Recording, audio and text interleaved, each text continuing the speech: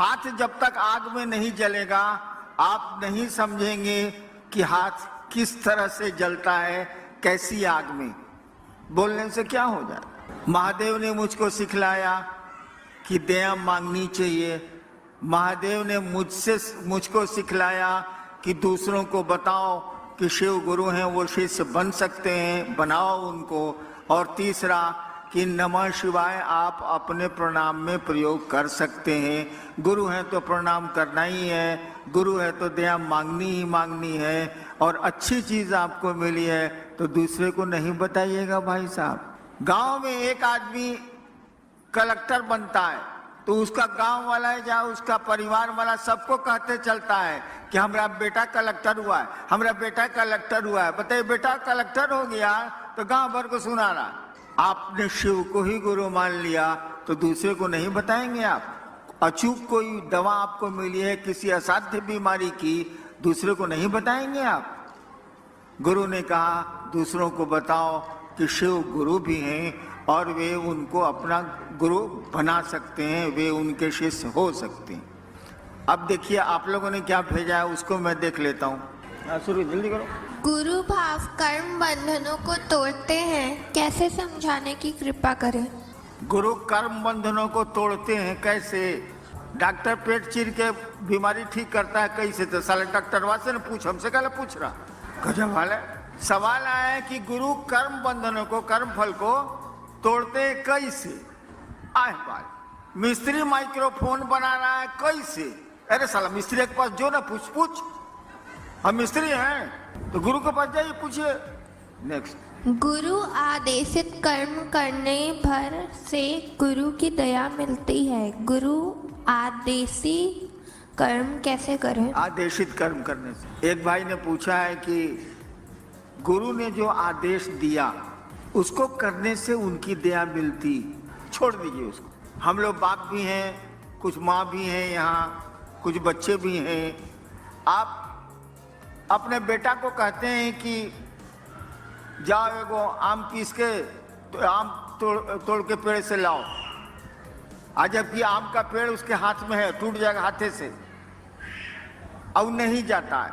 5 दिन उसको कहिएगा अरे जो न रहे चटनी खाएला है, अम्मा एगो तोड़ के लाना, अब नहीं जा रहा है। दूसरे एगो बेटा को कहते हैं कि जाओ ना यार वो आम तोड़ के लाओ ना, चटनी खानी, वो तोड़ के बेचारा ला देता है। तो किसको ज्यादा मानिएगा, जो चटनी आम तोड़ के ले आता है उसको कि जो आम तोड़ के नहीं लाता है उसको? बेटा दोनों है, कोई काम पड़ेगा तो उसी को न कहिएगा। तो गुरु का जो आदेश करेगा गुरु की दया उसी पर न होगी। गुरु कह रहा है कि टांग ऊपर मुड़ी नीचे, आप कह रहे हैं कि नहीं टांग नीचे मुड़ी ऊपर, ये कैसे चलेगा? गुरु कह रहे हैं कि दूसरों को समझाओ, दिन भर गप मारिएगा। हम मसान में रहते थे, मसान के लोग कम बोलते हैं, वहां किससे बात करिएगा? अब मेरी शादी हुई 1972 में, जिस दिन शादी हुई उस दिन रात भर मेहरारू के साथ गुटरगुई की हैं। दिन भर रात भर बकर बकर करते हैं। कहा गया कि जरा महादेव के बारे में गप करिए तो हो ही नहीं रहा है। ये बदमाशी नहीं चलेगा ना, कैसे चलेगा? गुरु आदेशित कर्म करिए, किसी के भी आदेश पर काम करिएगा। एक सुन लीजिए, एगो किरानी को हम बदल दिया पटना से सहरसा, एक किरानी का तबादला कर दिया पटना से सहरसा। आया, आते आते गोड़ धर लिया मेरा ऑफिस में कि सर मेरा परिवार पटना में रहता है, उसको हमको सर छोड़ दीजिए सर, हम पटना में रहना चाहते हैं। हम 2 रुपया पॉकेट से निकाला उसको दिया कि जाओ सामने पान की दुकान है सचिवालय के बाहर, पान ले आवे वो। अब वो कहे कि जिना जब तक मेरी बदली रोकिएगा नहीं हम कुछ छोड़बे नहीं करेंगे आपका गोड़। हम कह रहे रे 2 रुपया ले आ, पान ले आ। नहीं लाया, वो मेरा गोड़ नहीं छोड़ा। 6 साल तक उसको सहरसे में रहना पड़ा, पटना वापस नहीं हुआ। साला मेरा आदेश है पान लाने के लिए तो साला मेरा गोड़ धरे हुए। ठीक है, तो गुरु का आदेश नहीं मानिएगा, कहिएगा नया महादेव को। एक आदमी हमको बोला कि ना आप आरती करते हैं ना कुछ करते हैं। हम कहे बाबू सुनो, बाप जब घर में आता है तो बेटवा आरती करता है कि बाबूजी जय जगदीश हरे, ओम जय जगदीश हरे। नहीं ना बाबूजी को करता है, माई को करता है ना। कहाँ करता? अगरबत्ती दिखाता है, ओम पिताजी नमः, ओम पिताजी नमः दिखलाता है। तो महादेव को आरती करेंगे तब खुश होगा वो। आए बा, महादेव को अगरबत्ती दिखाएंगे तब प्रसन्न होगा वो प्रसन्न तब होगा जब उसको आप अपना समझिएगा, अपनापन का जब अपनेपन का जब भाव आवेगा ना, तब वो प्रसन्न होगा। ये आरती अगरबत्ती से क्या प्रसन्न होने जाए? ठीक है, नाच से हाँ ठीक है, चलो एक अच्छा काम है करते हैं, लेकिन कोई जरूरी थोड़ी है। गुरु का जो आदेश है वो तो करना ही चाहिए। वैसे अगर आप संस्कृत समझते हैं तो जान लीजिए, शिष्य शब्द बना है संस्कृत में शस धातु। शिष्य शब्द जो बना है वो शस धातु से बना है संस्कृत में। उसी से बना है शासन, उसी से बना है प्रशासन, उसी से बना है अनुशासन, और उसी से बना है शिष्य। शिष्य शब्द का अर्थ होता है शिष्य।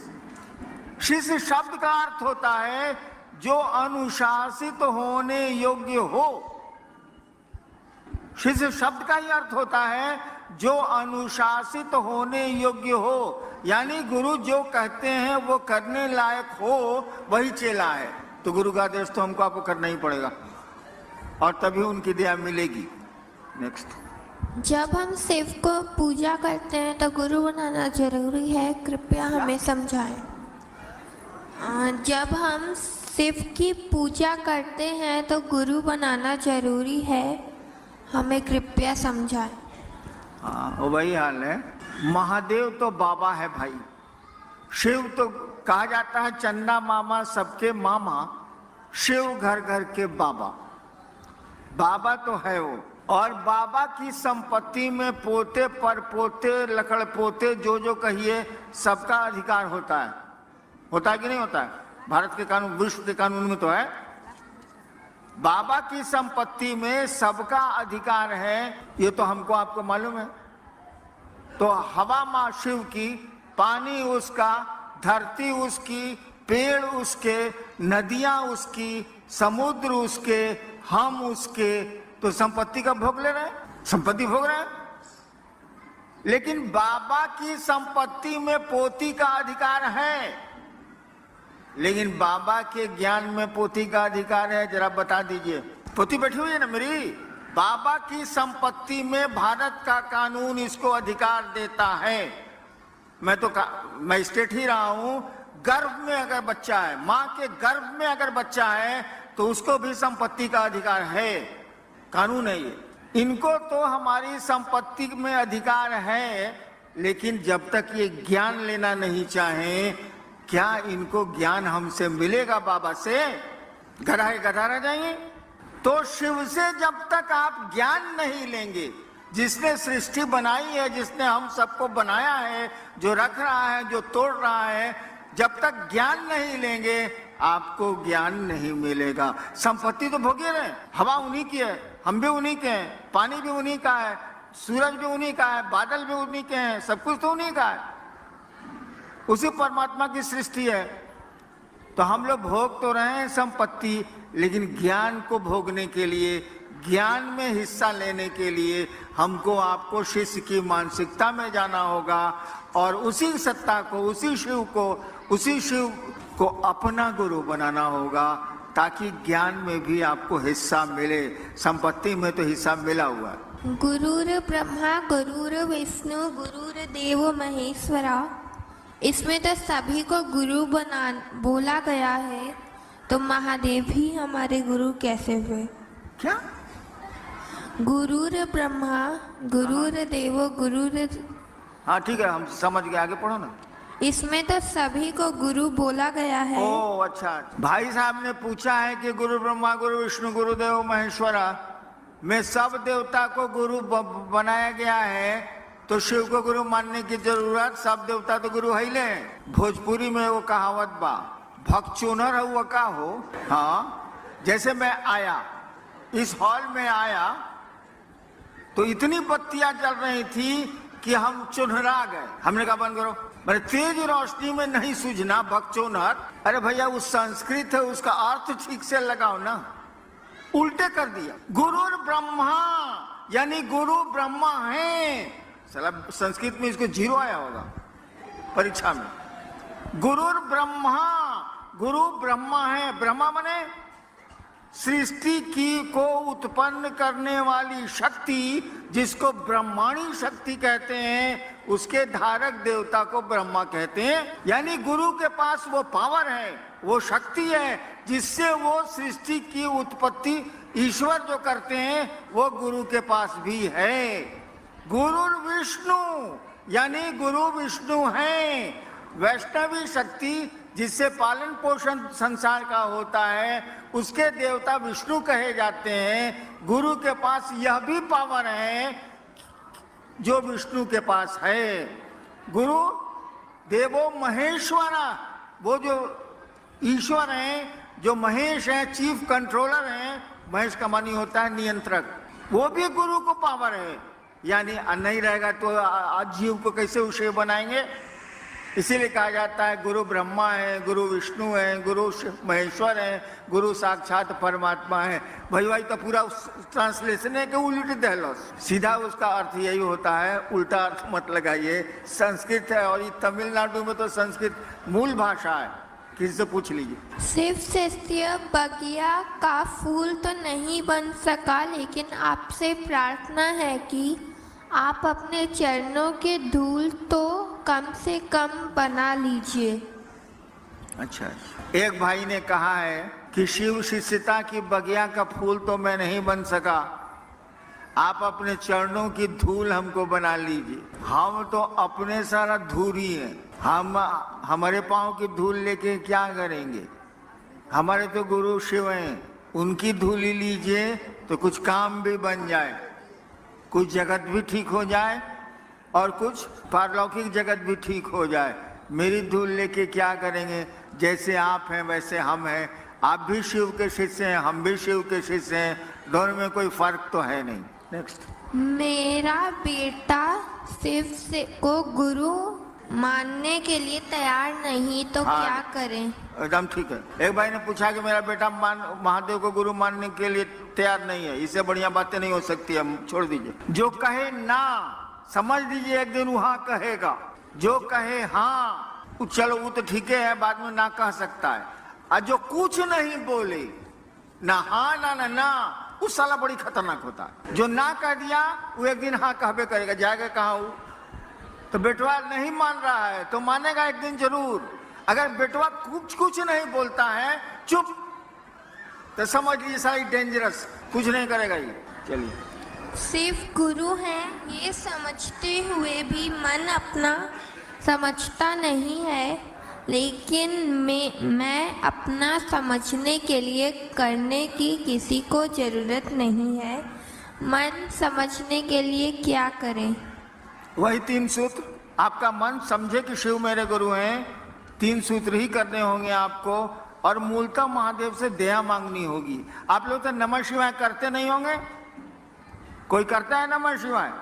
कोई आदमी नमः शिवाय करता है? हाथ उठाओ तो। अरे साला सब झूठ बोलता है। अच्छा एक बात बताओ, जरा शांत हो जाइए भाई साहब। सांस जब भीतर आती है, हर एक आदमी की सांस आती है, सांस जब भीतर आती है तो नमः आया। अपनी गति में, आपको तेज कम नहीं करना है।